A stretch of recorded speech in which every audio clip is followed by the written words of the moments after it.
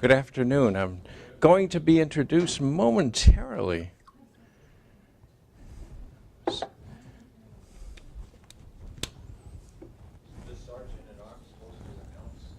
Well, I'm going to get, I'm about to get my introduction here.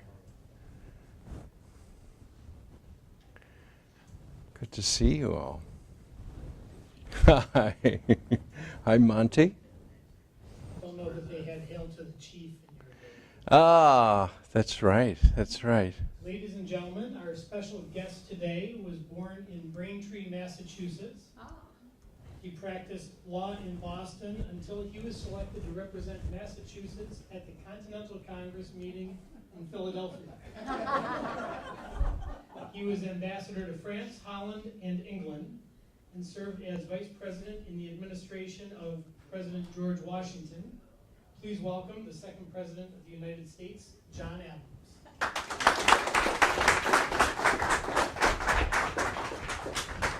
Well, thank you so much, Rich. And I am so pleased to be in Middlebury, Vermont. And you know, when I told my wife, Abigail, that I was coming to Middlebury, Vermont today, she predicted that I would get the warm welcome I just received because she said, remember, John, Vermont is a stronghold for the Federalist Party. And I've already spoken to many of you, and I'm sure you told me that you are a member of the Federalist Party. So I'm so glad that my party is still so strong up in Middlebury.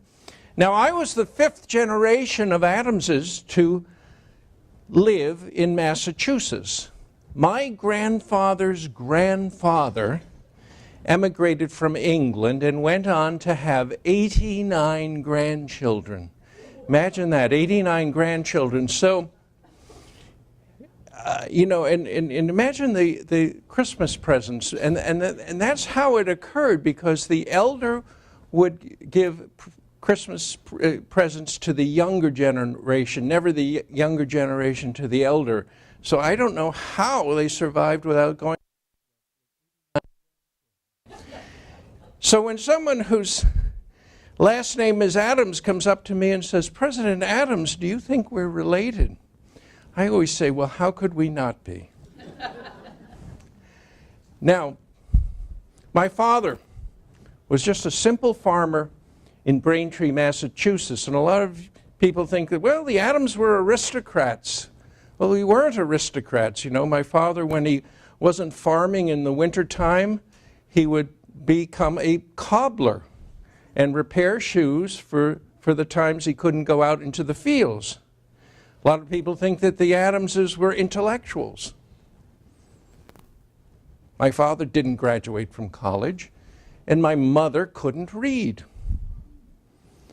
But when I was 16, my father sold several acres of his land in order to raise the money to pay my tuition so I could attend the local community college called Harvard. And my father wanted me to become a minister. And he wanted me to become a minister because he wanted to become a minister when he was young. But he couldn't because he didn't have a college degree. And indeed, most of my, and that was a requirement in the Puritan church. And indeed, most of my classmates at Harvard went on to become clergymen. But when I graduated, I told my father that I wanted to become a lawyer, which was a profession considered several tiers below that of a minister. Even then. And my father and I had a big argument about this. You know, he said, I sold part of my farm for your education to become a minister, and now you want to become a lawyer? So we fought about it, and we finally compromised that I would teach school for 2 years in Worcester, Massachusetts, while I thought over my desire to become a lawyer. And I really thought that those 2 years of teaching school would be a complete waste of time. But I later realized that it was through teaching school that I learned the most important technique and ability that I was able to use throughout the rest of my career, because teaching taught me how to be persuasive. Because if you can persuade a 13-year-old to do the right thing, you can persuade anybody to do the right thing, including a Continental Congress sitting in Philadelphia. Now, how many in this room have been teachers? Oh, that's really wonderful. Wow, that's about a third of you. And that is really a wonderful profession. And I want to say that 5 presidents started out as school teachers. I was the first one. The last one was Lyndon Baines Johnson of Texas. And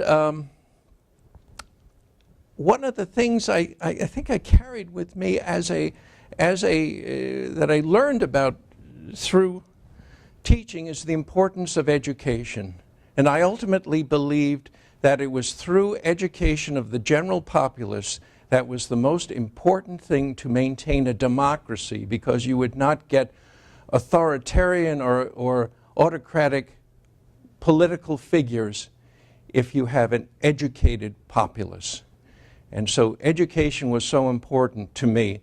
And when I was ambassador to Paris in 1778, I actually came home to Massachusetts for 4 months in 1779, and I wrote the Constitution of the state of Massachusetts, which as of this date is the oldest existing state constitution in the United States. And I put in that state constitution something that was absolutely unique.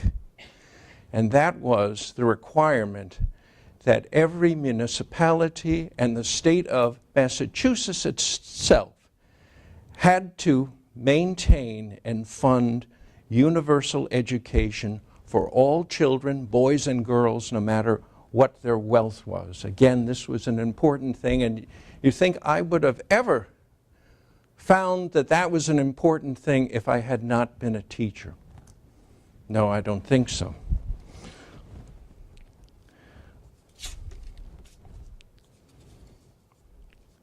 Well, 2 years after teaching school, I started reading the law with an attorney in Massachusetts in Worcester.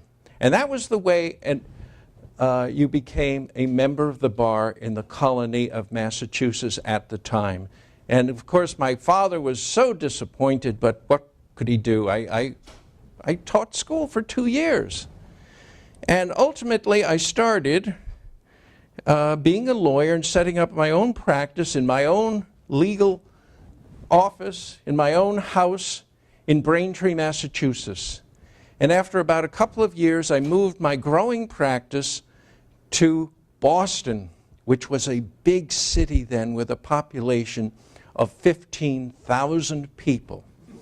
That's what went for a big city in colonial America. The most populous city was Philadelphia, with a population of 45,000 people.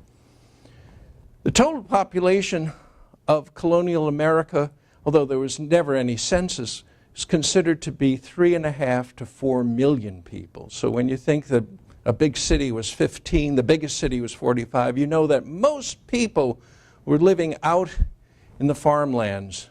And that's what America was.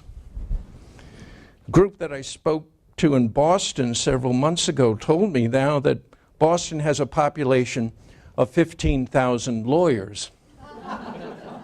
But luckily not while I was there. You know, in my career as a lawyer, and indeed growing up, I was proud to be an Englishman. I know that might sound strange to somebody who's the great fomenter of independence, but I was proud of its history, its culture, its laws, its governments, and especially its beautiful language. And to be patriotic meant to be loyal to the King of England. And we would start every public assembly like this one by demonstrating that loyalty by singing the song, God Save the King. And I don't know how many of you know it, but imagine it's the 1750s, you're in Middlebury, Vermont, and this is how we would start the meeting, by singing the song.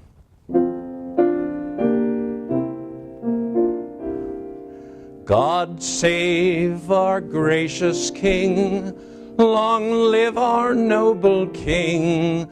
God save the King. Make him victorious, happy and glorious, to reign over us. God save the King.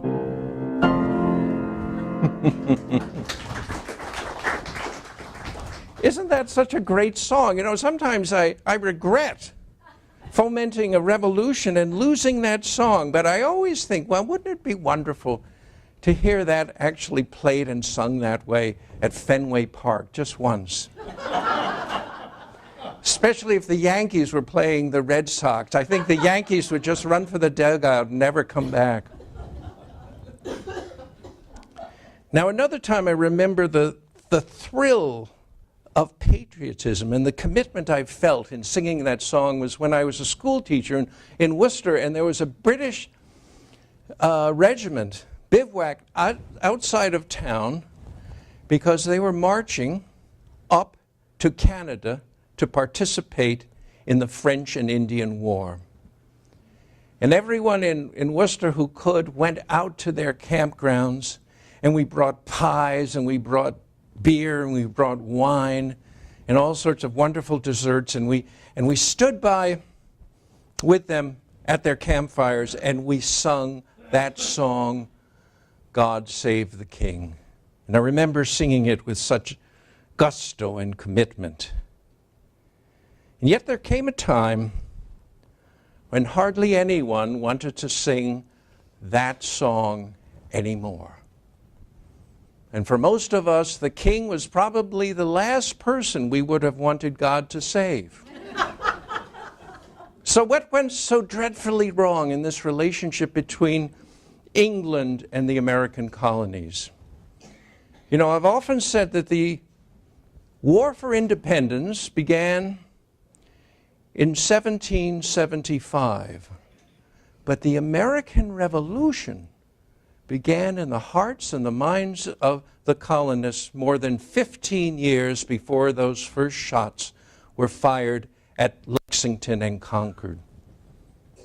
You know, it was really the French and Indian War in the 1750s that started it all, because after the British victory over the French, there was a huge debt that had to be paid. And you might say there was a financial crisis in London, and London said they were going to solve that financial crisis by paying this great war debt through taxes on the American colonies. And we in the American colonies objected to this. Number one, we said, England, through that war, you got Canada. Now, isn't that a big enough prize to justify your war debt?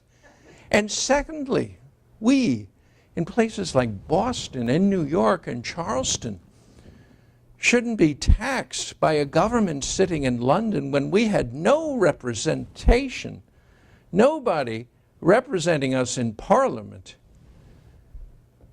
in that government. No taxation without representation was the way that Mr. Otis put it. And this conflict escalated year after year, and was most pronounced in Boston, my hometown. Taxes were increased. The reaction was vociferous and sometimes violent, and it was followed by the British garrisoning soldiers in every major city of the colonies. And this led to the worst incident in anyone's memory, the Boston Massacre of March of 1770, when a group of 14 British soldiers on a March night were surrounded by 500 colonists who were throwing snowballs and ice and stones and oyster shells, things like that, and we're gradually coming closer and closer and closer and daring the soldiers to fire. Go ahead and fire on us. And these soldiers knew that at some point they were going to be trampled, maybe trampled to death. And they fired their weapons, and 5 soldiers, 5 colonists, lay dead on the street. Well, the soldiers were arrested and charged with murder. And the next day, I was asked to defend them as their defense counsel. And I knew that if I acted as the lawyer for these hated soldiers who killed 5 Boston citizens, I would become the most hated man in Boston, let alone those soldiers. I would become hated by everyone, even by my own clients, I told Abigail. And she said to me, "You mean your former clients, John?" But I knew I had to represent them, and I decided to represent them for several reasons. One was that I didn't want these soldiers to receive a kind of rough mob justice, just string them up, hang them, execute them, which would remind the rest of the world that Massachusetts hadn't progressed very far since the days when we executed Quakers 100 years before and stoned Salem witches. And more important to myself, I wanted to prove to myself that we lived by the rule of law. Well, my defense was self-defense. These soldiers were about to be trampled, be killed, and they fired their weapons in order to preserve their lives. And that was how I structured the defense. And this case of the Boston Massacre, which was tried in October and November of 1770, 6 months after the massacre, to try to cool off people's anger and spirits and make them more logical, was noted in judicial history because it was the first time in a colonial court where the judge instructed the jury that you cannot convict unless you are convinced of the defendant's guilt beyond a reasonable doubt. That's the first time that phrase ever appeared in a colonial court, beyond a reasonable doubt. And what did that mean? It wasn't just a phrase. What it meant is that there was a much higher burden of proof that was required to convict somebody. It wasn't just preponderance of the evidence. Well, is he more guilty or less guilty? You couldn't have any reasonable doubt that the person was guilty. And I had to explain to the jury, why did this rule seem to make sense? Because so many people said, why are we making it so difficult to convict guilty people? People today even have that point. Why does justice, with all sorts of protections besides reasonable doubt, rights against self-incrimination and other things, why are we doing that? Why do we make it so guilty? Why do we make it so difficult for guilty people to be convicted? And this is the reason, and stated this in my autobiography, word for word, that it is of more importance to the community that innocence be protected than it is that guilt should be punished. More important that innocence be protected than guilt should be punished. I mean, there's a righteousness about that in itself, but there's also a practicality about that, because if people really felt that no matter what they did, even though they were innocent, they could be found guilty, what would be the incentive of obeying the law? Well, in the end, remember there were 14 soldiers charged with murder. 12 of them were found not guilty, but 2 were found guilty. But they were found guilty not of murder, but of manslaughter, which is a much lesser crime. It means out of ignorance, out of fear, out of incompetence, out of negligence, they shot and killed those 5 citizens, but without the intention of really taking their life, of murdering them. And so the judge, after the verdicts were handed down, said, I'm going to sentence these 2 soldiers tomorrow because I want counsel to review an ancient British rule called benefit of clergy. Benefit of clergy. And there the judge, when he spoke these words, he was looking right at me. Now, when a judge is giving you, as a trial lawyer, a signal, he's looking right at you. The judge is saying, I have a way of helping you, but you have to play along with me, no matter how ridiculous it sounds. And certainly, I said to my co-counsel after the court was adjourned for the day, benefit of clergy? These are 2 soldiers. They're not clergymen. Well, anyways, we looked up the rule, and the rule said that in a non-capital case, and this was, remember, no longer a murder case, it was manslaughter, so it was a non-capital case. The most that a civil court could punish a clergyman who was charged was to have his thumbs branded.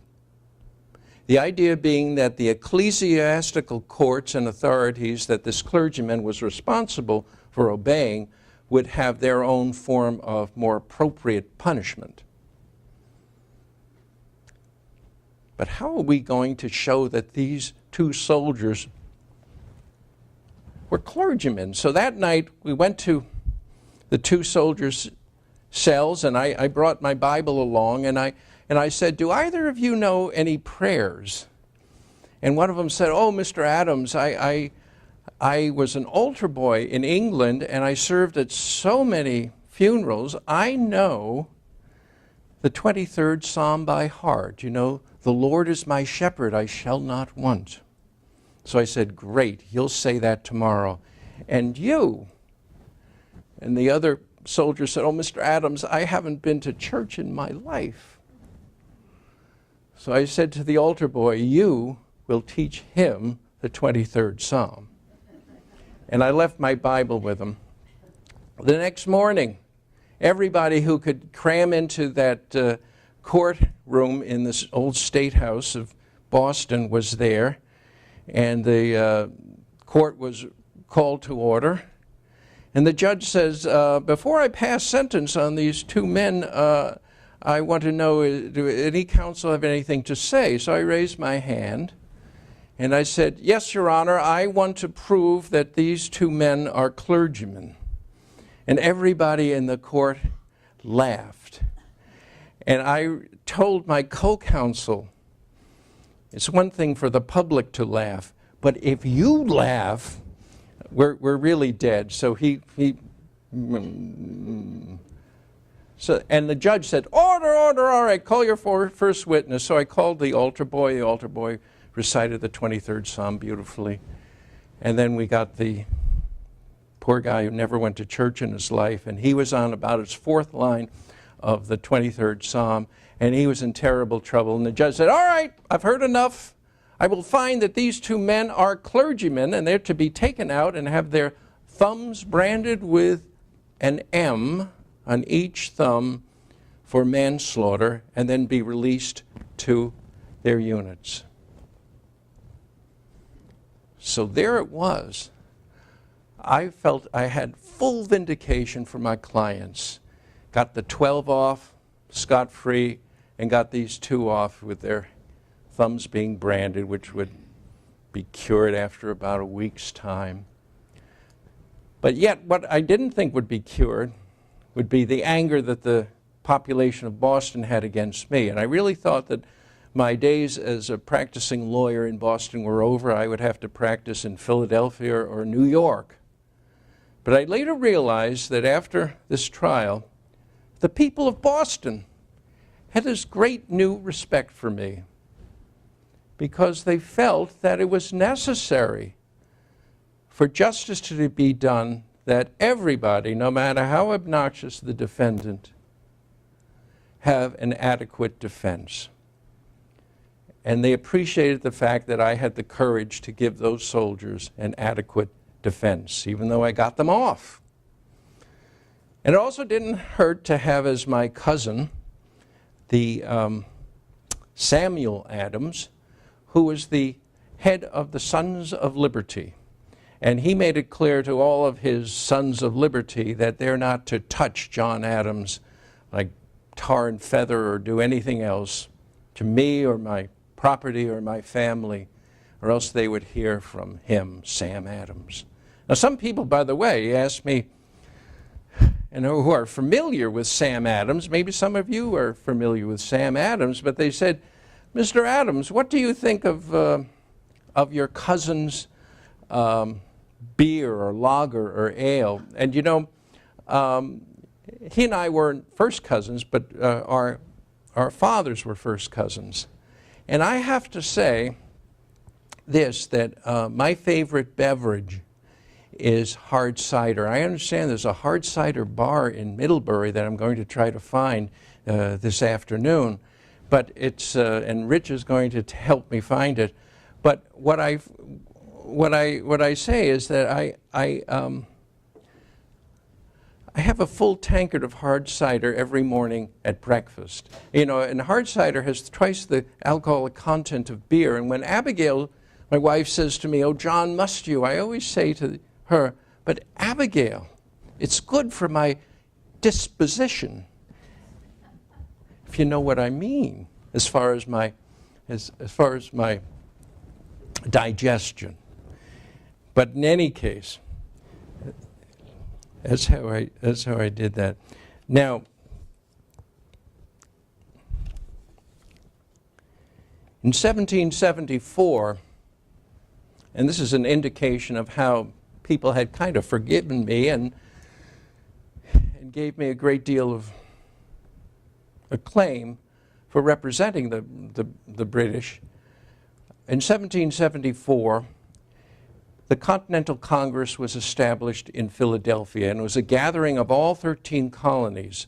So as a group, we would be able to confront the challenges that Great Britain was giving us through more, whatever they were doing, the taxes, the administration, the making things so difficult. But we would do it as a group and not allow the British government to, negotiate one by one, and probably to our disfavor.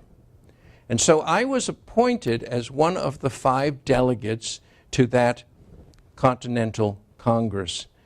And my proudest moment at the Continental Congress was 2 years later, when I was the chairman of the committee that wrote the Declaration of Independence.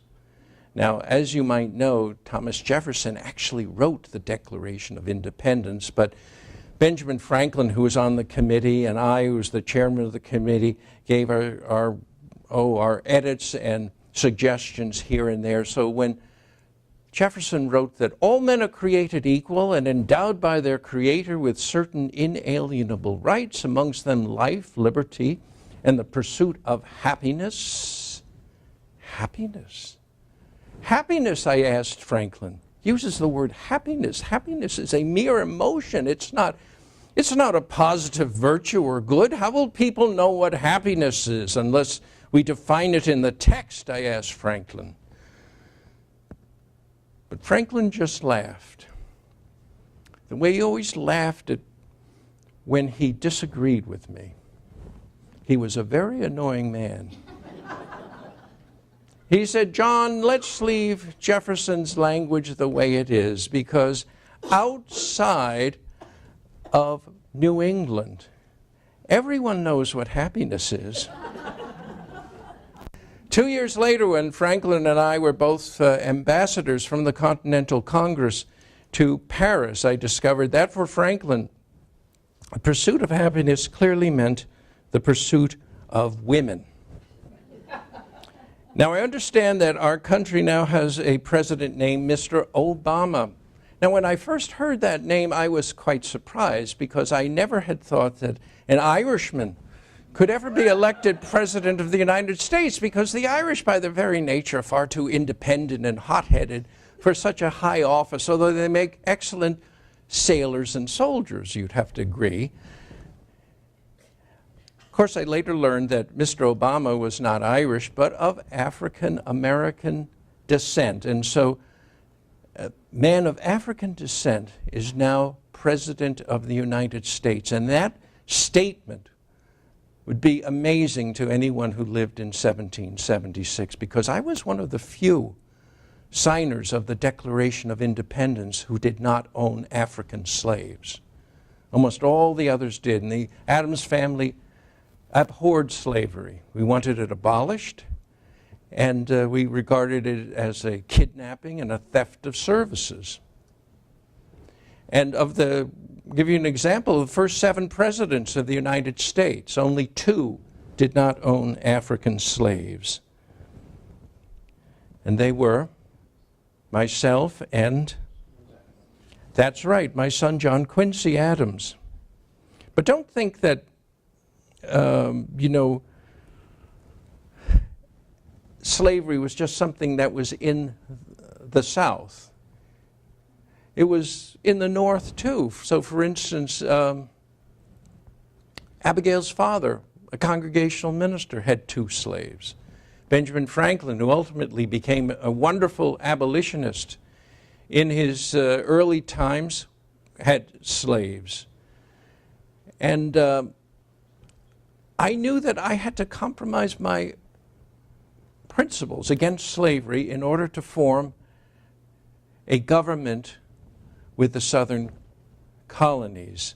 And I rationalized this decision on the basis of what was apparent to everyone at the time in 1776, is that the southern plantation system was going bankrupt, and slavery on its own, without any real opposition, would ultimately end because it was losing money.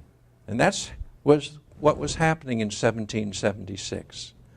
However, in 1794, Eli Whitney of New Haven invented the cotton gin, which brought prosperity, unfortunately, to the southern plantation system. Now, when I told Abigail the news about the election of Mr. Obama and how socially advanced this country had become, she said to me, well, John, if they're that socially advanced, why haven't they elected a woman as president? And I understand that's a continuing story. You know, Abigail would have made a very good president herself, but she never would have put up with the nasty presidential campaigns that have marred all of American politics right from the beginning. And those of you who think that character assassination and slash and burn tactics are recent creations from some K Street manipulators in Washington, D.C. should study the election of 1800, when I ran for re-election against Thomas Jefferson, who was the eventual winner.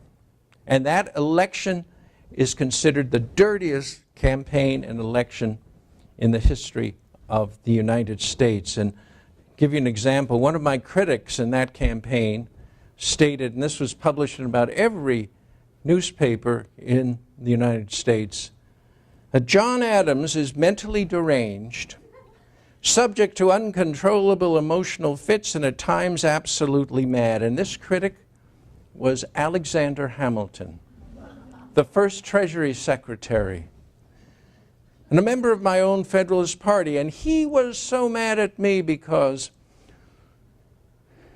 a national army had been established just in case we had a war with France. And there was a sort of a quasi-war that was occurring in the Caribbean, a naval war with French ships. And I had sent ambassadors to France who were not particularly well treated, and in reaction, we established an army. And actually, they brought George Washington, sort of out of retirement, to make him the commander-in-chief of the National Army, and his number 2 was Alexander Hamilton. And then George Washington died. And so you had the number 2, who now thought of himself as the commander of this general army, National Army. And we, as founding fathers, had always regarded a standing army as something very dangerous, because for a coup you could just overturn a democracy in a day. And if anyone looked like Napoleon in America, it was someone called Alexander Hamilton. And so what to do? And so what I did was I sent new ambassadors to France, who ultimately created a treaty, which is the longest treaty existing between 2 nations. And because of that hopefulness that I knew was happening, I disbanded the National Army, and called in Alexander Hamilton, and I told him, nothing personal, but you don't have an army anymore, so you're no longer a general. So that's why he wrote all those terrible things about him. Well, 4 years after he wrote those things about me, he was killed in a duel with Vice President Aaron Burr. So you think things are tough now. Here's a sitting vice president kills the former Treasury Secretary. And I understand that Vice President Aaron Burr was not the last vice president to shoot somebody. But anyways, there was a huge funeral for Hamilton in New York City. When I was asked if I attended it, I said yeah. I said no, but I approved of it. They even tried to create a sex scandal about me. Now, isn't that ridiculous? About me. They said that when I was ambassador to England, my fellow ambassador, Charles Pinckney, had hired 4 mistresses, 2 for him and 2 for me. And when I was asked about this, I told them that anyone who would think that I would have a mistress, let alone 2 mistresses, had never met Abigail Adams. And so they also had scurrilous things to say about Thomas Jefferson, including the totally, incorrect determination that he was an atheist. And this was a very religious country, the United States of America at that time. And to say someone was an atheist was a major charge. And Jefferson and I had so many, and continued afterwards, have so many conversations on religion and theology. I knew right away he was not an atheist. But that was a charge that stuck, and still is sort of stuck in people's minds. Now, Abigail would not stand any of this. She just said, when you hurt him, meaning me, I am the one who bleeds. Isn't that a pretty good comment? And presidential politics has always been an American blood sport that's probably hardest on the families of the candidates. And it will always be that way. Will always be that way because the position of president is the most important position in the world. Now, speaking of presidents, how many of you have visited Washington, D.C.? Oh, good. And how many have visited or seen the Washington Monument? Doesn't look anything like him, does it? And how many of you seen the Jefferson Memorial? And how many of you seen the Adams Monument? That's right, none of you. Because there is no Adams Monument. I have never been recognized by anything by the national government for being President of the United States. Nothing. There is nothing. But I don't take it personally. I just think it's, give monuments and memorials to those guys from Virginia, but forget all about the man from New England. So I think it's a regional bias and rivalry going on here. And you know, when Gutzon Borglum was carving Mount Rushmore, I heard that he was going to do 4 portraits of presidents, and I got my hopes up. Again, left out again. And the only time that I've ever been recognized for being president was in 2007 when the U.S. Mint issued a gold coin with my likeness on it. It's a very good likeness, but certainly not worth waiting 200 years for. So here's a little career tip, and who doesn't need career tips these days? If you want your accomplishments noted and your achievements celebrated and your memory honored, never ever come after George Washington.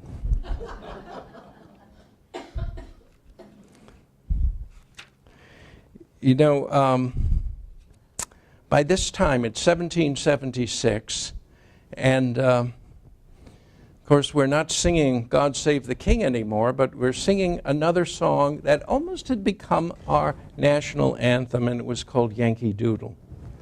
And Yankee Doodle was actually written by a British Army doctor, Richard Shuckburgh, to make fun of Americans and to make fun of American soldiers. And of course, Yankee was the insulting term for someone from New England, and doodle meant fool. And yet the tune that he used and the words that he used were so kind of wonderful that it became one of our greatest sort of marching songs, and everyone loved it, and it was a way of turning an insult into just a wonderful, wonderful praise. So this is Yankee Doodle. Yankee Doodle went to town, a-riding on a pony, stuck a feather in his cap and called it macaroni. Yankee Doodle, keep it up, Yankee Doodle dandy, mind the music and the steps, and with the girls be handy.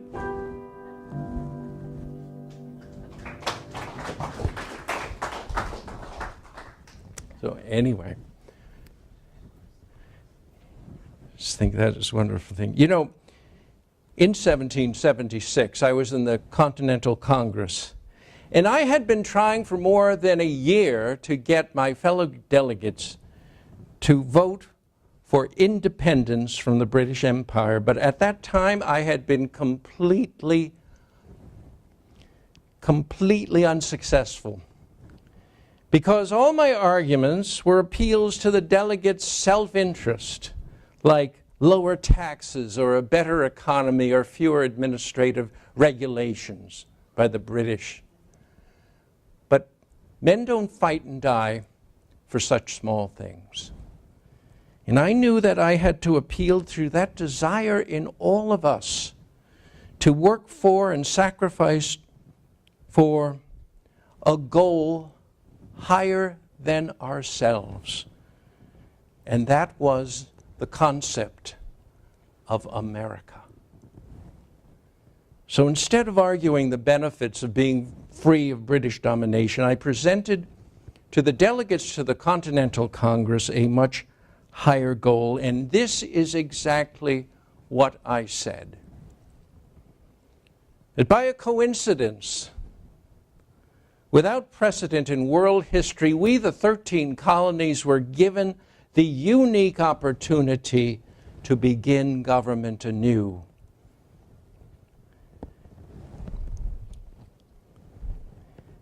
From its foundation, and build, as we chose, a government based upon freedom and liberty. How few of the human race have ever been given this opportunity of planning and implementing a completely new kind of government, not based upon a king or an aristocracy or a foreign power, but just ourselves. That we were going down a path never traveled before by anyone in history. And that what we did here in founding America would become an inspiration to the entire world. How could we not take advantage of this chance that we had to transform at this moment and in this place the course of Western civilization by voting yes for freedom, yes for independence, and yes for the United States of America? And ladies and gentlemen, it was that argument that got those 13 colonial clocks to strike in unison in July of 1776.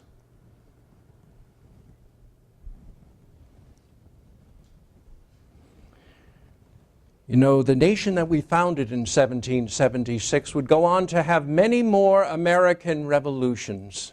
In every generation, when ordinary citizens like ourselves would join together, not in self-interest, but in self-sacrifice, to confront new challenges and new perils and make America a better country. Let me tell you a story about George Washington that emphasizes this point. It's the winter of 1777. And George Washington is about to lose his whole army. And he won't lose them to a British defeat.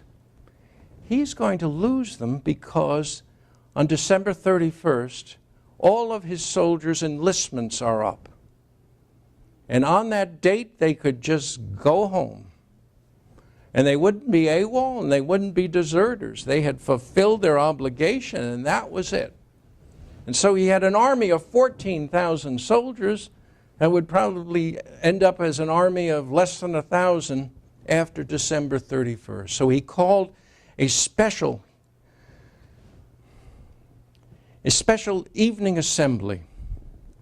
And the purpose was to try to convince his soldiers to re-enlist. And this was in the middle of December. And there he was in a field. He was on his horse in his brilliant general's uniform, and the soldiers were all assembled in their ranks in front of him. And he told them that he had gotten the Continental Army, Continental Congress, to issue each of the soldiers, if they would re-enlist for another year, a special 1 month's bonus. And that 1 month's bonus would be paid at the end of June if they would re-enlist. And 1 month salary for a soldier at that time was $10, and equivalent to maybe $2,500 in today's money. And so Washington said, so if you re-enlist, you'll get a $10 bonus paid to you the end of June. And then he asked, everyone who will re-enlist, please step forward.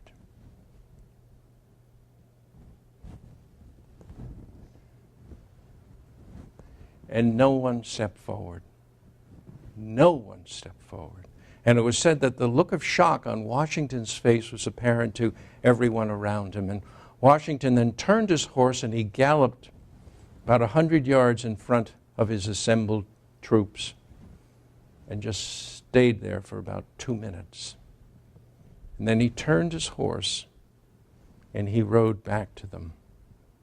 And he said these words, if you will come with me in the next 6 months, you and I can accomplish more in that period of time than if you went home and lived another 50 years.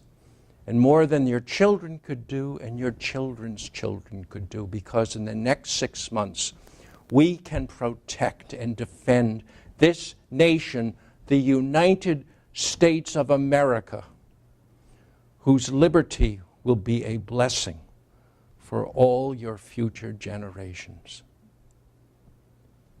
Now, who will serve with me? Washington asked. And everyone stepped forward. And each of those soldiers knew that Washington was no longer talking about $10, was he? He was talking about their souls and what kind of spiritual legacy or inheritance they could give their families, their sons, and their daughters.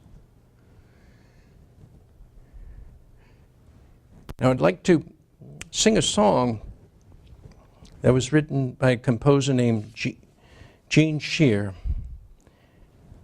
And it was first appeared in Ken Burns' documentary on the Second World War, appeared in 2008, and it was sung by Norah Jones. And it was sung again on September 11th in 2008 at the dedication of the 9/11 memorial at the Pentagon by an Air Force sergeant. And the title of the song is America, I Gave My Best to You. And I think it just depicts this whole thing about how we Americans have handed down a legacy of self-sacrifice from generation to generation.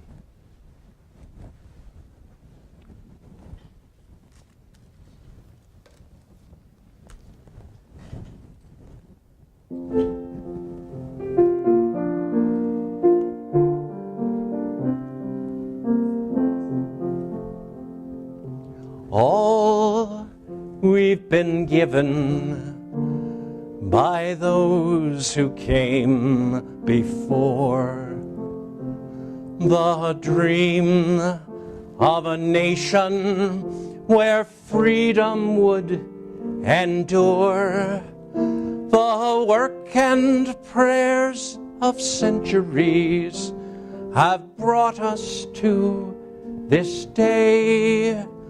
What shall be our legacy?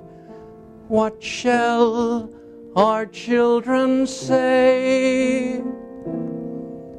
Let them say of me, I was one who believed in sharing the blessings I received. Let me know in my heart when my days are through. America, America, I gave my best to you. America, America, I gave my best to you. Thank you.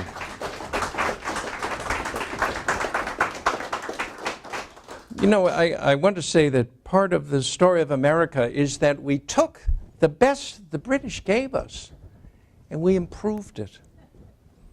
And we improved it. Even their songs. Remember that first song I sang, God Save the King? Well, we changed the words to that. And now it's one of our most beloved anthems. And it's called My Country 'Tis of Thee. And you all learned it in kindergarten.